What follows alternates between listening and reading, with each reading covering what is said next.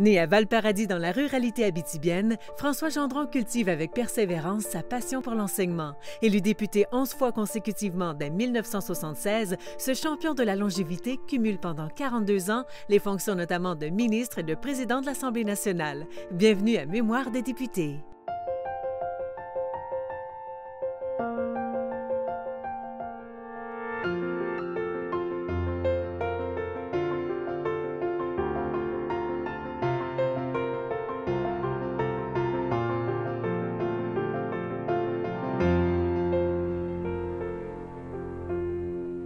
Bonjour, M. Gendron. Bonjour, Jean. Bienvenue à Mémoire de député. Merci beaucoup. Vous avez d'abord servi dans le gouvernement comme whip adjoint du gouvernement, puis après ça, ministre de la fonction publique. Oui. Comment est-ce que c'est? Je sais que quand le Conseil des ministres est en formation, tout le monde interdit aux enfants de prendre le téléphone, c'est avant les cellulaires, là. Ouais. Mais comment c'est après que c'est formé, là, puis on reçoit un appel, tu sais, soit du bureau du PM ou quelque part, là, comment c'est, là? Mais moi, dès 1976, être nommé whip adjoint, ça me plaisait beaucoup parce que whip adjoint, t'accompagnes le whip. Mais en même temps, tu faisais partie à l'époque de la régie interne, automatiquement, qui sera le bureau aujourd'hui. Donc, tu rentres dans le concert des grands, si vous permettez l'expression. Au député d'Abitibi-Ouest, M. François Gendron. Donc, avoir l'occasion de rentrer dans ce qu'on appelle le cabanon. C'est peut-être pas le Conseil des ministres, mais au moins c'est le cabanon. C'est une entrée un peu plus ailleurs. Que j'ai adoré parce que ça te donne une belle expérience de discipline. Et à la régie interne, tu prends fait et cause de tout ce qui se passe à l'Assemblée nationale en termes de décision. Donc, votre question n'était pas ça, j'arrive à la réponse. C'est clair, comme moi, recevoir un coup de téléphone du premier ministre. M. Gendron, je veux vous voir parce que je veux vous inviter à faire partie du cabinet. Oh, ça me chamboule, ça me renverse. Et là, qu'est-ce que tu veux? Le premier ministre t'appelle, il veut te voir. Tu vas le voir. Parce que ces affaires-là, là, ça se fait toujours direct. Ça se fait pas au téléphone. Ça se fait vraiment par une rencontre humaine, contact direct. Alors là, je vais le voir. Il dit, vous êtes au courant que la fonction publique est en grève, les fonctionnaires sont en grève, les professionnels sont en grève, il n'y a pas grand-chose qui marche là-dedans. Alors, il dit, moi, je pense, M. Gendron, que vous êtes capable de regarder ça, puis de gérer ça, puis je veux vous nommer au cabinet comme ministre de la fonction publique. Bon. Alors là, tu poses quelques questions insignifiantes, je parle des miennes, pour essayer de saisir un peu plus qu'en est-il. Mais là, lui, c'est... Là, j'ai confiance en vous. Vous êtes capable de faire ça. Vous avez un passé syndical. Vous avez fait du syndicalisme enseignant. Vous les connaissez. Vous connaissez la fonction publique.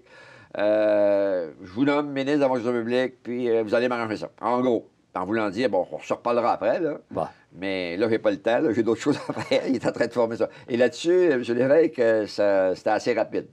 On est rendu au référendum de 80. Et vous avez dit qu'après votre victoire en 1976, il y avait des électeurs dans votre comté qui ont dit « On n'a pas voté pour le Parti québécois ou pour l'indépendance, on a voté pour vous, François. » Avez-vous eu le même sentiment pour le référendum que les gens avaient voté pour vous, mais allaient rejeter l'indépendance? Oui, par contre, il faut être modeste dans les affaires de même, là, mais oui, parce qu'il y a des indicateurs, des fois, qui sont tellement évidents que tu peux pas ne pas les voir. Et je donne un exemple concret à Dupuis, en 80. Dupuis, c'est un petit village qui, pour moi, représente beaucoup. J'ai fait une longue assemblée, j'ai répondu aux questions et j'ai collé dans la salle, j'ai resté dans la salle pour être attentif aux propos des uns et des autres. Je me rappelle même de vous avoir dit, si ma mémoire a pu être assez bonne, un bon pourcentage de la salle là, avait la feuille d'érable sur la bavette, là, puis chez de leurs affaires, puis ça me dérange pas. Puis, qu'est-ce que tu penses, toi, M. Tel, de ce qu'il a dit? Ben, moi, j'ai de la misère. De la misère. Je crois pas trop ça, là, mais M. Gendron, père, c'est un gars qui... Leur expression, il appelait ça « il marche droite ». Enfin, c'est peut-être bien plus d'actualité aujourd'hui, mais au dit là, ça marche droite. Alors, J'ai l'impression que le petit Gendron, il est honnête, il est sincère, puis moi, j'ai confiance. J'ai confiance, puis s'il nous dit ça, là, par rapport à ses valeurs, là, c'est parce qu'il pense, puis c'est parce que c'est ça. J'arrête là, parce que c'est quand même un peu ce que j'appelle subjectif. C'est une analyse que j'ai faite, mais les commentaires, je les ai entendus. Et ce que je viens de vous dire, je l'ai entendu. Des gens qui laissent savoir qu'ils n'étaient pas trop favorables, mais qui avaient confiance. Alors, est-ce que ça l'a joué en 80 à la marge? Oui. Mais regarde, le résultat, on n'a pas gagné, là. Quand M. Lévesque a parlé... Si je vous ai bien compris, vous êtes en train de dire à la prochaine fois. La prochaine fois est venue pour, en fait, la campagne de l'année suivante. Oui. Les élections. Est-ce qu'on était démobilisés un peu? Comment avez-vous fait campagne en 81 après cette défaite? Ben oui. Comment j'explique qu'en 81, on a rapidement retombé sur les pattes? C'est que dans une élection, pas un référendum, dans une élection, tu tranches pas mal plus d'autres choses que juste un sujet. Un référendum, tu tranches un sujet, une idée. Ça va? À l'élection de 81, 13 avril, je me rappelle, c'était hier, c'est la plus belle campagne que le Québec a jamais eue pour un parti politique. On était portés. On était accompagnés. On était soutenus. Vous n'avez pas d'idée le nombre de tapes sur l'épaule, dans le dos, ailleurs qu'on a reçues. Faites-vous-en pas. On veut que vous restez là. Vous avez été des extraordinaires bons gestionnaires de l'État. Vous avez fait des changements opérationnels voulus, consentis, qui plaît à la population. Vous avez été un bon gouvernement, pas on va vous le dire, un bon gouvernement, on va passer d'ailleurs. C'est ce que j'ai entendu, moi, durant toute l'élection de 81. La plus belle, la plus facile, la plus correcte. Et on a été élus plus fort en 81 que 67. Oui, votre majorité a grimpé beaucoup. Oui, oui. Lors de votre deuxième mandat, vous aviez des gros dossiers, là. Responsable de l'Office de planification et de développement du Québec. Pas pour rien qu'on l'appelle OPDQ. Ouais. Ministre délégué à l'aménagement du développement régional. Encore, c'est bon pour quelqu'un des régions. Mais finalement, ministre de l'Éducation. Et c'était des gros dossiers, ça. Bon, vous avez raison. Écoutez, le deuxième mandat, d'abord, premièrement, là, partons, M. Lévesque m'apprend qu'il veut que je sois ministre d'État à ce que vous venez de mentionner. Ministre d'État à l'aménagement, au développement régional, à la régionalisation, à la décentralisation. Et là, je vous blâme pas, responsable du projet Archipel, plus l'OPDQ. Ouais. Alors, je trouvais le bagage assez lourdeau sur mes petites épaules. Le fardeau que vous portiez au deuxième mandat avec toutes ces responsabilités, mais en même temps que vous avez tout ça sur votre assiette, dans votre assiette, vous avez dû faire affaire avec un problème de santé aussi, là. Oui, c'est exact. Je ne vais pas être très long là-dessus, mais oui. J'ai eu à vivre en 82, 83, 84, une période un peu difficile, jusqu'à temps qu'on trouve, c'est-à-dire mais qu'on identifie ce qui pouvait être le problème. Et ça ne me fait rien de le dire comme tel, là. On avait, des spécialistes avaient conclu que j'étais probablement atteint de la maladie du trouble de panique. Et la maladie du trouble de panique, c'est une maladie psychosomatique. Ça veut dire qu'une fatigue accumulée, un stress mal géré, une pression trop dense ou des choses qui m'atteignent dans ce qu'on appelle... Puis il y a un mot là, qui qualifie ça, l'être affectif. Il n'y a pas personne qui n'a pas un être affectif. Et là, il faut lire encore là-dessus. L'être affectif de John, puis de François ou de Madame, ça, c'est vraiment personnel. Tu sais, c'est des éléments très personnels. Et constamment refouler les besoins d'écoute, des messages que t'envoie l'être affectif, tu peux pas faire ça toute ta vie. Donc, les petits caprices, les besoins personnels, puis je vais donner un exemple qui n'est pas compliqué, là. Un moment donné, parce que je suis allé en aide professionnelle avec un psychiatre, il m'avait dit, mais ça fait tant que tu n'as pas porté de robe de chambre, tu sais. J'ai envie de dire, c'est pas tes affaires, là, tu sais. C'est quoi ça parle là? Je comprends pas, là. Et c'était juste pour symboliser une espèce de quiétude, repos, et me faire prendre conscience que si, d'abord, j'en avais pas, puis ça fait 7 ans que j'avais mis ça, c'était pour faire une réflexion plus profonde que tu as besoin de temps d'arrêt, qui que ce soit. Je me rappelle, à un moment donné, j'ai été 34 ou 35 fins de semaine. Je déjeunais en travaillant, je dînais en travaillant, puis je soupais en travaillant, et j'ai pas arrêté pantoute, là. Pas plus le samedi puis le dimanche. Et c'est dans ma dernière tournée du choix des régions, là, où on avait fait une tournée un peu de cave, il n'y a pas d'autre mot, là, tu sais, avec des horaires de fou. Là, une fois, on a même invité ma mère à être témoin de mon agenda, puis elle l'avait fait en partie physiquement avec moi, puis elle dit, ça se peut pas, je peux pas faire ça, là. Parce que ça dépassait l'entendement, là, à 3 heures du matin, puis tu te lèves à 6 heures, puis tu recommences. Alors, j'ai vraiment cassé, j'ai vraiment craqué. Alors, il a fallu me rééduquer, entre guillemets, sur ces aspects-là pour que j'apprenne moi-même à gérer le poste, les responsabilités, parce que faut vraiment se prendre pour d'autres. Je n'ai jamais pensé que toutes les responsabilités sont tellement d'envergure là, que ça dépasse l'être humain. Non. Donc, une bonne nuit, une nuit réparatrice, un sommeil qui t'aide plutôt qu'il te nuit, puis qui fait que le lendemain, on en fait un autre. Puis on en fait un autre, puis on a le goût de la faire, puis on a le gaz pour la faire, puis on a l'énergie pour la faire, et on a, entre guillemets, la capacité de la faire. Fait qu'il faut que tu règles ça, ou tu abandonnes. Et comme moi, ça ne me tentait pas d'abandonner, j'aimais mieux faire face à la difficulté et tenter de la régler. C'est ce que j'ai fait. Je l'ai réglé.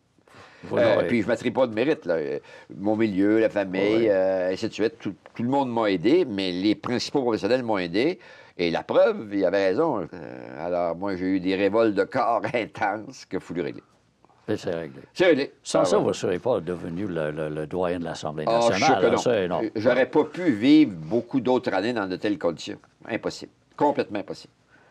Un autre problème, pas facile pour vous, pour vos collègues, ni un peu pour le Québec non plus, c'était la crise du beau risque.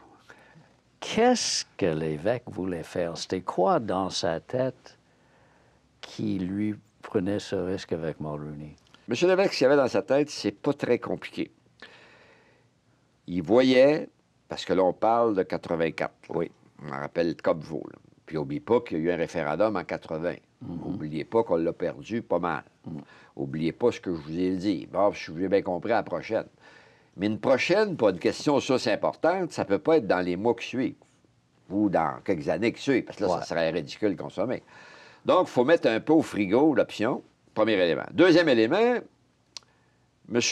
l'évêque aimait beaucoup M. Mulroney, sur le plan personnel, et aimait beaucoup l'ouverture que M. Mulroney avait présentée en disant, moi, j'aspire à diriger le Canada, mais je veux que le Québec réintègre sa place dans l'ensemble canadien. Nous allons, par tous les moyens possibles et raisonnables, convaincre l'Assemblée nationale du Québec de donner son assentiment à la nouvelle Constitution canadienne avec honneur et enthousiasme. D'abord, il faut savoir que c'est M. Bouchard qu'on connaissait, un nationaliste qui a écrit son discours. On va réintégrer le Québec dans la Constitution canadienne, dans l'honneur et l'enthousiasme. Oui. Ce fois-là, ça risque qu'il se passe vraiment quelque chose dans le reste du Canada. C'est qu'on soit vraiment attentif aux besoins spécifiques et particuliers du Québec qui se distinguent. M. l'évêque, lui, il se met à lire et à croire à ça, puis il commence à l'introduire dans les instances du parti. J'espère que vous comprenez, là. Oui. Et là, c'est pas facile, ça. Là. Non, jamais facile. C'est un parti souverainiste, puis le parti est encore avec un article 1, juste pour être concret, qui dit tout la même chose. Oui. Le Québec, légitimement, doit aspirer à être un pays complet, normal, puis là, peu importe les mots. Qu'on soit avec un accord de libre-échange, bien sûr, mais on veut notre indépendance nationale. On veut collecter tous nos impôts. On veut faire nous-mêmes nos traités, ce qui serait légitime. Moi, je veux partager des affaires avec l'autre. Mais je veux pas la moitié de mes impôts ailleurs, puis Big Brother me dit quand est-ce qu'il va m'y retourner, à quel rythme, puis sur quel dossier. Ça doit toujours déranger. Et ça va toujours déranger parce que c'est pas normal. Écoutez, aujourd'hui, là, je peux vous dire qu'il y a encore un compte au fédéral du verglas qui n'est pas réglé. Ça fait 18 ans. Mais là, on n'est pas là pour ça. On revient à votre question. Oui, M. l'évêque vend au parti le Bourris. Donc, c'est tout un contrat, là. Ben oui. C'est tout... Là, on vire pas mal d'absolu, puis on vire pas mal de culture historique au parti. Oui. Donc, il arrive un peu ce que vous devinez. Là, on a appelé ça le René-Random. Oui. Puis là, c'est pas pour caricaturer M. Lévesque, au contraire. C'est pas pour ridiculiser, pas tout, là. Ça n'a rien à voir. Mais c'est pour rappeler les faits. M. Lévesque est convaincu qu'il est capable de vendre cette pause et donner une autre orientation. Il a le droit. Puis, le Parti québécois, c'est un parti démocratique, donc là, il faut faire le débat dans nos instances. On fait le débat dans nos instances. La thèse de M. Lévesque passe, mais il y a des conséquences. Et des conséquences lourdes. Vous avez dit tantôt, là, j'ai vécu une méchante épreuve. Pour le parti, c'est une méchante épreuve. Moi, je me rappelle l'image là, de voir sortir M. Lorrain, Dr Lorrain, Parizeau, Léonard, Mme Harel. Et là, je pourrais continuer parce qu'on avait perdu 11 au total, députés et ministres. Oui. C'est les gens qui ont quitté le gouvernement. Ils ont quitté le gouvernement. À cause de ça. Tout à fait. Et là, c'était c'est pas juste des gens de l'arrière-ban, là. C'était des gens vraiment importants pour un évêque, pour le parti, pour le gouvernement, là. Vous avez complètement raison, John. Là, vous avez des gens de gabarit, des gens d'envergure, des gens qui ont un passé de réalisation, d'accomplissement, de crédibilité. Tous ces mots-là, là, puis pouvoir en remettre, là. Donc, c'est une lourde pète et ça secoue les bambous, ça secoue pas mal le parti. Et ça fait une période très dure pour M. Lévesque. N'oubliez pas, en plus, là, que parmi ces joueurs-là, là, il y avait un ami d'une personnelle. Là, M. Lorrain était peut-être le seul et le plus proche de M. Lévesque, excusez, qui avait une proximité dans le vécu quotidien au-delà de la joute politique et de l'action politique. Quelle était votre opinion de tout ça? Vous êtes gentil, puis moi, je vais être franc parce que je suis fait de même. Mon opinion, moi, je ne pouvais pas ne pas suivre M. Lévesque. C'est ça. En Abitibi-Témiscamingue, j'avais un peu de rayonnement. Là. Donc, de dire à 4 comtés qu'on s'en va au Congrès ou au Conseil national avec le mandat d'être en accord avec la position de M. Lévesque, ça ne s'est pas vendu comme ça, là. Tu sais, je ne l'ai pas passé comme ça, là, mais c'est quand même cette position-là que je portais dans le respect démocratique de ce que c'est le parti. Est-ce qu'il y a eu quelques dissidences? En Abitibi aussi, ben oui, c'est normal. Est-ce qu'il y a eu des dissidents qui ne m'ont pas accepté, c'est-à-dire qui n'ont pas accepté la position que je défendais, puis qu'eux aussi ont sorti plus discrètement des rangs du parti avec moins de focus puis d'image? Bien, la réponse, c'est oui. Exactement, pour certains.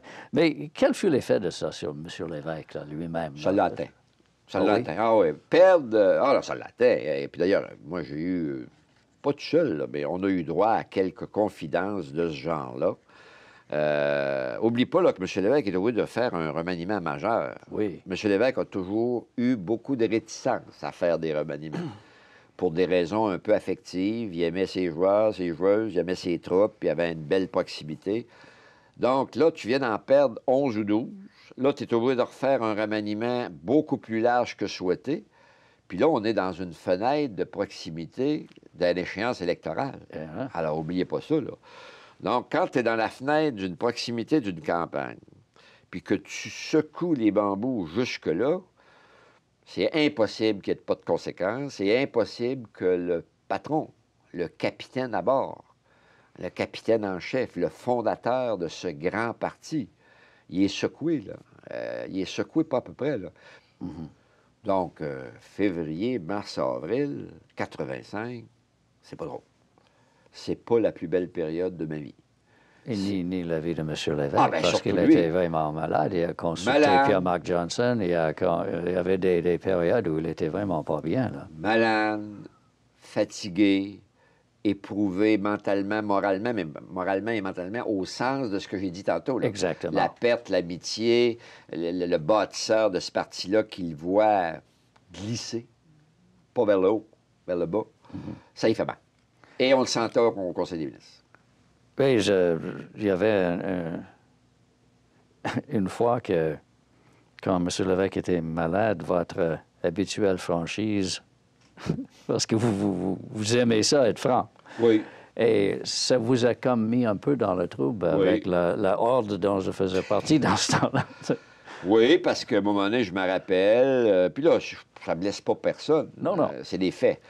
D'avoir fait la une de la presse, je ne l'ai pas fait souvent, la une de la presse. Là. M. Gendron, ministre, exige que le capitaine du bateau nous dise qu'est-ce qu'il fait.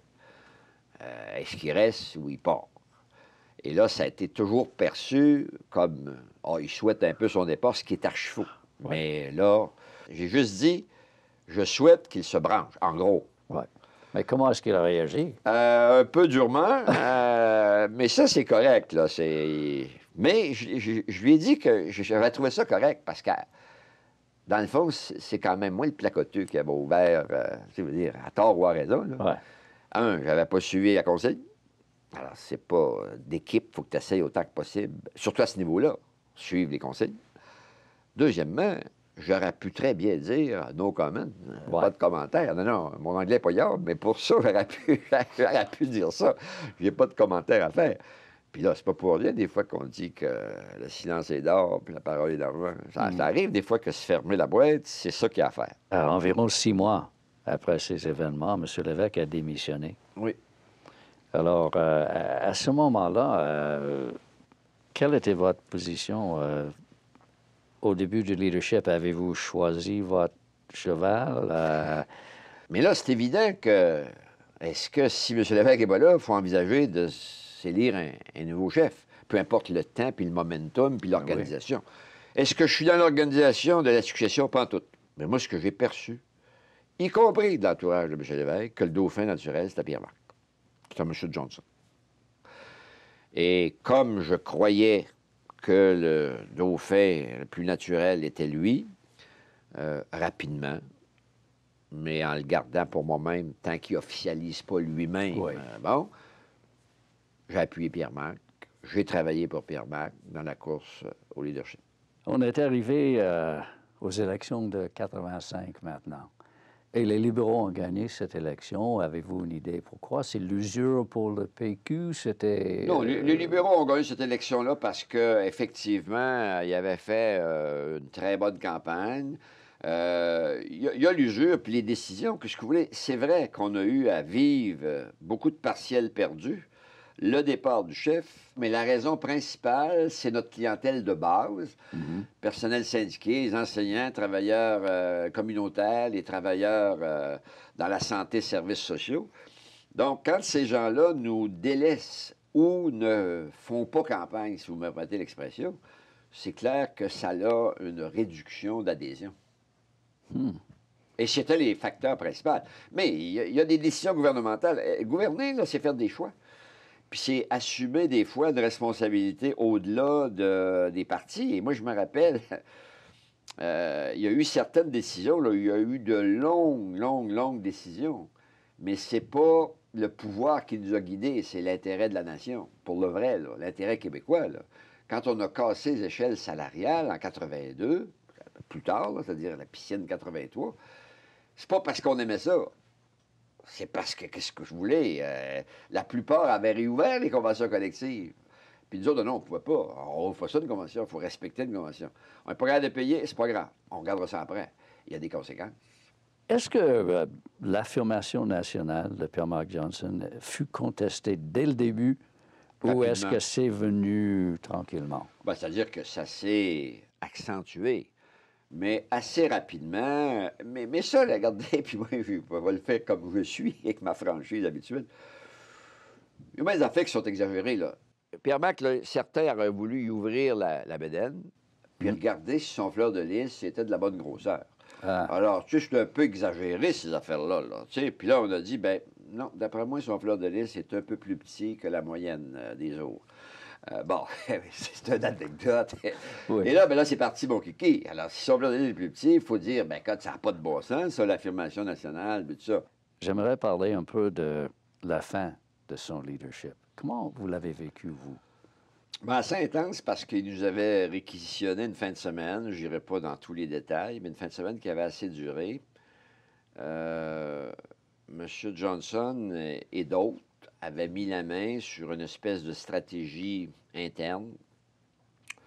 Je ne la commenterai pas longtemps, mais la stratégie était qu'un groupe de collègues élus pour des raisons qu'on a discutées tantôt, le fait qu'il était pas assez évidemment souverainiste, d'après ce monde-là, que là, il y avait une stratégie de démission reportée à tous les mois.